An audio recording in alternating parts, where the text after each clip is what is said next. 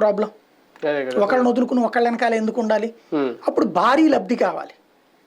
ఆ భారీ లబ్ధి ఇచ్చే పరిస్థితిలో వీళ్ళు ఉన్నారా? ఇప్పటికి ఇద్దరు కలిస్తేనే సీట్లకు సంబంధించి చాలా సతాయింపు. రేపు ముగ్గురు కలిస్తే ఇంకా చాలా కావాలి.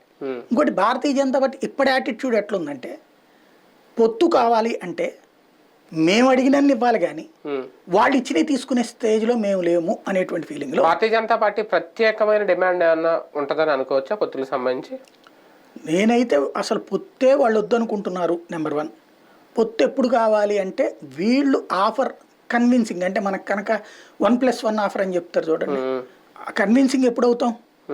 1000 రూపాయల సామాన్ 400 రూపాయలకే అన్నప్పుడు కన్విన్స్ అవుతాం.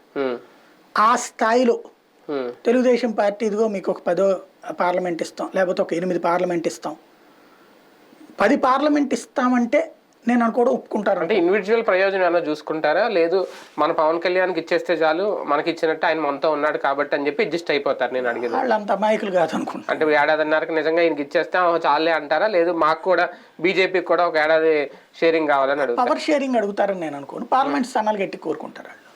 అసెంబ్లీ స్థానాలు తగ్గిన అసెంబ్లీ స్థానాలు కిందసారి కంటే ఎక్కువ ఎక్స్పెక్ట్ చేస్తారు. అంటే 14 పైన ఇవ్వాలా? అంతే కదా, 14 పైన ఇవ్వాలి. కానీ అన్ని ఇవ్వడానికి టీడీపీ సిద్ధపడుతుంది.